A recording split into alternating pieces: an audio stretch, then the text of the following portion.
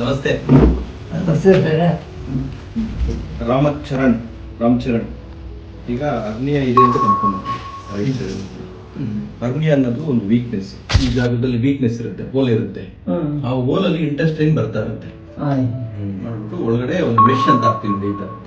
ನೋಡಿ, ಇದು ಹೋಲ್ ಕಾಣಿಸ್ತಾ ಇದೆಯಾ? ಈ ಹೋಲಲ್ಲಿ ಇಂಟೆಸ್ಟೈನ್ ಬರ್ತಾ ಇದೆ.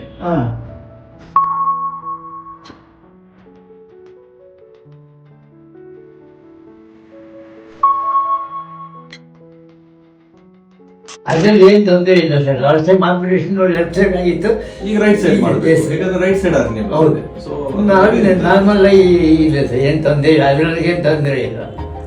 ಮಾಡಿ sir. You can go head.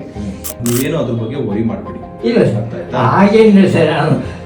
Purposeful ನಿಮ್ಮ ಹತ್ರ ಬಂದಿದ್ದೀವಿ. ಹರೀಶ್ ಡಾಕ್ಟರ್ ಅಂತಲೇ ಬಂದಿದ್ದೀವಿ ನಾವು, ಬೇರೆ ಎಲ್ಲೂ ಹೋಗಲಿಲ್ಲ ಸರ್. ನಮಗೆ having confidence in doctor Harish.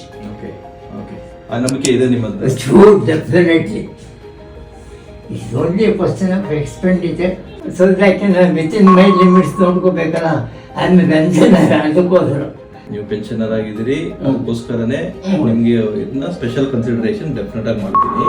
ನೀವೇನು ಅದ್ರ ಬಗ್ಗೆ ಜಾಸ್ತಿ ತಲೆ ಕೆಡಿಸ್ಕೊಬೇಡಿ.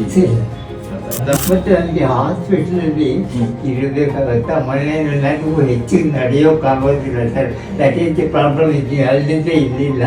ಹೇಗೆ ಎಷ್ಟು ಇರಬೇಕಾಗುತ್ತೆ? ಏನಿಲ್ಲ, ಈಗ ಎಲ್ಲ ಟೆಸ್ಟ್ಗಳೆಲ್ಲ ಮಾಡಾದ್ಮೇಲೆ ನೀವು ಯಾವತ್ತು ಆಪರೇಷನ್ ಡಿಸೈಡ್ ಮಾಡ್ತೀರಲ್ಲ, ಅವತ್ತು ಮಾರ್ನಿಂಗ್ ಕರೀತೀವಿ 8 ಗಂಟೆಗೆ. ಎಲ್ಲ ಆರಾಮಾಗಿದೆ ಅಂದ್ರೆ ಈವ್ನಿಂಗ್ ಮನೆ ಕಳಿಸ್ಕೊಡ್ತೀವಿ.